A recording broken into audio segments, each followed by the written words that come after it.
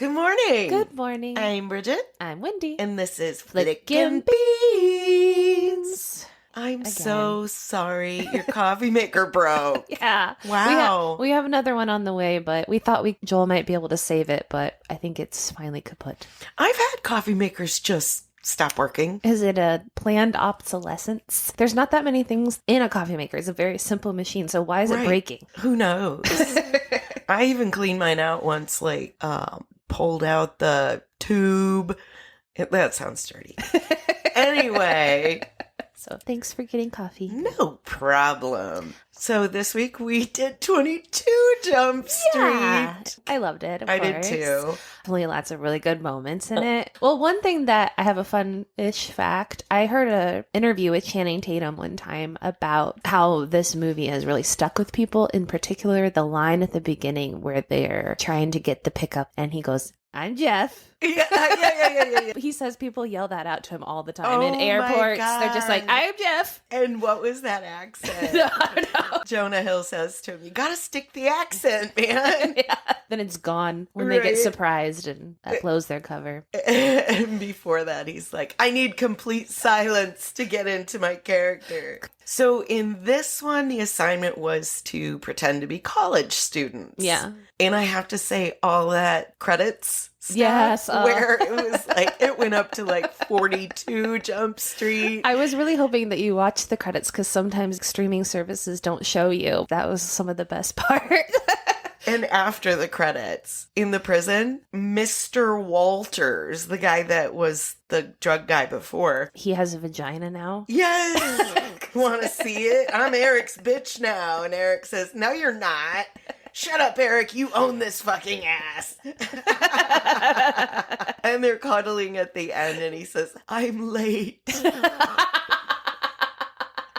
So they're trying to find the dealer for this drug called Wi-Fi, spelled WHYPHY. And it stands for work hard, yes, play hard, yes. Yeah. But somebody died who took it. So they're on the case. And it's supposed to be a mix of Adderall and ecstasy. And for the first 4 hours, you focus really hard and then you start tripping, which of course is not how any drug works. But I like that idea though. I loved the tripping scene. Yeah. It was a split screen. Jonah Hill is in this horrible, horrible world where Channing Tatum on the other side is all dressed in white with butterflies and clouds. And just good metaphor for how different people taking the same drug can be having a very different time. Exactly. And the reason it's called 22 Jump Street is because the Koreans bought the church back. And so across the street, it's a Vietnamese church. Yeah. He says, "That's Vietnamese Jesus now. See this Vietnamese church, you racist, sacrilegious sack of shit." Yeah, Vietnamese Jesus is just dripping swagoo. And then when Jonah Hill says it's refreshing to have a case with a black victim. If it was a white person, I wouldn't even care. Did you catch the part where Jonah Hill's character goes, "Oh, I like your office. It looks like a big cube of ice." Yes. So perfect. The Wi-Fi makes them so focused. And they're saying to each other, "I'm so focused." Yeah. "I'm so focused too." When they try to infiltrate the fraternity, they throw a grappling hook up onto the roof. Jonah Hill puts on a bike helmet. Dude, that helmet looks stupid or whatever. There was something. Yeah, he goes, "It's not stupid. Safety." Yeah.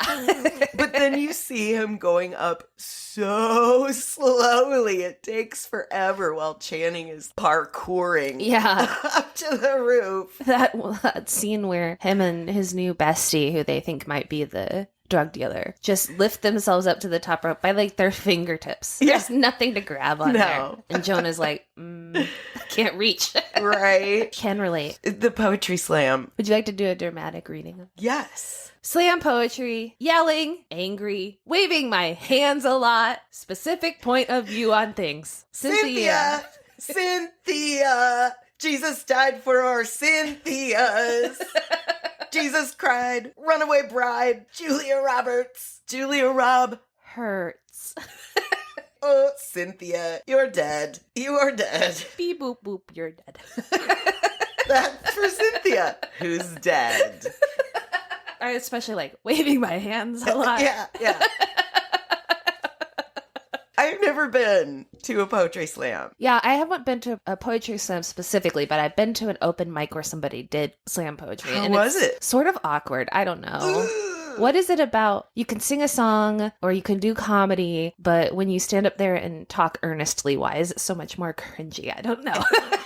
It just is. It just is. It turns out that the girl that he likes is Ice Cube's daughter. Yes. That was awesome. Which he congratulates him for getting laid. Yeah. Before they realize that it's the daughter. Right. When Ice Cube flips the photo around and they realize it's her, he goes around high-fiving people. He fucked the captain's daughter. Does a little dance. Yep. He goes on and on about it. Oh my gosh. And then later, Ice Cube says, I wish you could unfuck my daughter. It's something like you unfucked the investigation that you fucked up in the first place. I did notice when Jonah Hill gets fired, most people leave the office with a cardboard box, and he was holding a red beanbag chair. Yeah. So sadly. I like that little montage of when they're setting up their dorm room and they're showing like all the things that you buy when you go to, beanbag chair, hot plate, shower caddy, like first day of school vibes. Oh my gosh. And their relationship is even deeper. And they make so many jokes about as if they really were a couple. Yeah. And then when they kind of part ways and Jonah Hill is feeling left out, they meet back up and they talk about, let's have an open investigation. Yeah. Like an open relationship. We don't have to label it. It can just be a one-time thing. Yeah. One of the running jokes is that the football team thinks they're a couple. He's like, it's my partner. They don't know they're cops. Right. Oh, God, that's so funny. And when they're in the psychiatrist's office, who later gets framed for being the drug dealer, and he walks in on them and makes them sit down and get therapy as though they're a couple. Hold his hand. And he's like, no, you got to interlock fingers. And he's like, why can't I just be sitting beside you? Why do I have to interlock fingers? Right. I want to hold your hand, but over here, without your hand being in my hand. And that's when they learn the concept of embedding. Embedding, is it possible that we embedded? Potatum goes, when we were drunk or something? This character, Mercedes, is Maya's roommate, Jonah Hill's love interest. They have sex. Missionary. Like they're all different positions. The one where I'm laying on top of her. And she's on her back. Missionary. Meanwhile, apparently the roommates in the next bed over has to deal with it. That's weird. I never lived in a dorm, so I never had anybody fooling around next to me. I had it happen once to me early on my freshman year, and my roommate had brought in a guy. She's like, I thought you were asleep. I was till you came home. Right? I woke up, I was like, could you guys not? Yeah. Or I'll leave. The vigorous thrusting. She also keeps making references like Jonah Hill is so old. He's like, I'm 19. And she's like, 19 minutes late to Pinochle? Tell us about the war. Any of them. And it sounded like you popped a hip. And of course, later she is the bad guy. Yes, of course. Her and her dad. During spring break, there's the big shootout scene, and Mercedes goes, this is so boring. Nobody's getting shot. Yeah. And then a guy from behind her falls after getting shot. She was like, oh my God, did you just get shot right after I said that? That's so weird. What a coincidence. When she and Jonah Hill's character get into that fist fight, that is the most awkward fist fight. Most uncomfortable. And they're accusing each other of having kiss me eyes. Were you going to kiss me or punch me? This reminded me of the fight that Paul Blart has with the lady in Victoria's Secret. Totally. Like, he doesn't want to hit her because she's a woman, but she's like, if you really thought we were equal, you'd hit me. And then he does. Yep. When they first get to the spring break, they're doing everything in their room to get ready to go out. Exactly like a couple. Yeah. Brushing their teeth side by side. Tanning Tatum's, I did it again, is putting on sunscreen. And Jonah goes, you missed a spot. It was so tender. Yeah. So he puts the sunscreen on about a quarter-sized bit of the back of Tatum's neck. Yeah. And then he says, you know, this is a one-time thing, right? You're not going to be weird about this, are you? Another part during spring break when they're having that fight and Channing's character picks up the drunk girl and uses her as a weapon, just like whipping around in circles and her legs are kicking people. She's completely like out of it. That reminded me of Barbie. Oh. And that fight on the beach. Creative weapons right there. They really did have creative fight scenes. They did. Just like in the first movie. I loved it. Yeah, picking up different weird props. Channing's character was so upset that he wasn't the one that gets to drive the Lambo. Yeah. And Jonah Hill's like, it's confusing. You let the car drive you. And when he finally gets the hang of it, he's like, oh my God, this is like the Batmobile.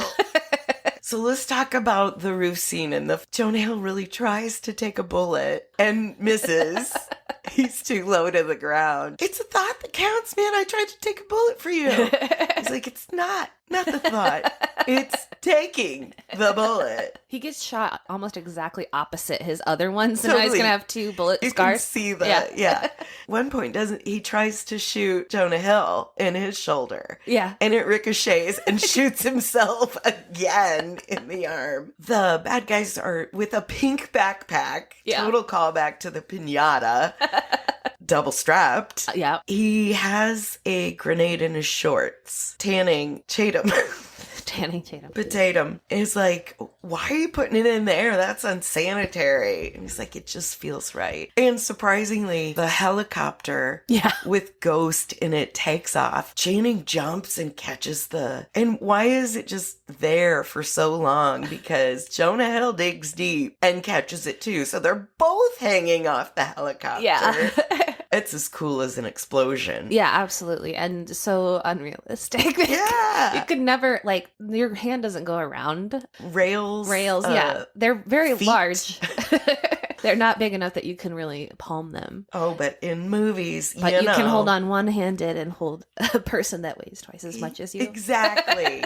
Which is what happens. Right. Tatum slips, and Jonah Hill's holding him up, but he's got the grenade in his pants. Channing has to reach up his shorts, and he's digging around, and he's like, that's my dick. That's also my dick. Why is it hard? It's the adrenaline. It's a fear boner. It's probably a thing. I don't know. That's a thing on the League. And he finally does get the grenade, and Jonah Hill is like, say something cool when you throw it. They do a little who's on first bit afterwards. Yeah. Jonah's like, what did you say? And Channing Tatum's like, something cool. Which is exactly what he said. Exactly. Something cool. No, I mean, like, what was it, though? Something cool. It's what you said to say. Of course, all the partygoers on the beach are, like, loving this as they see this happening. Yeah. The helicopter blows up and falls into the ocean. They're like, woo! Right. That was so odd. If that really happened, everybody would be horrified. Would they? Not though? cheering. They're all drunk. Maybe. Yeah. There would be a moment of horror. Come on. Yeah. Of surprise of the fact that, like, somebody just blew up in front of them. But there could also be cheering because that was fucking awesome. It was. Another gem from Ice Cube. At the end, he was like, I'm gonna need a motherfucking crate before I lose my shit. When he figures out that Jonah has slept with his daughter, but he can't say anything because they run into each other at front. But yeah, I need a motherfucking crepe. God. How do you say crepe? Crepe? Crepe. Crepe. Nobody says that. No. Unless you're in France, maybe. Right. There's that Letterkenny scene where they're like, crepe, crepe. And they're talking about the different ways to say it. Like a restaurant could be called Des Crepe. Yeah.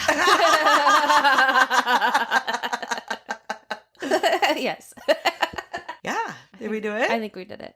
We flick some beats. Okay, love you. Bye. Bye.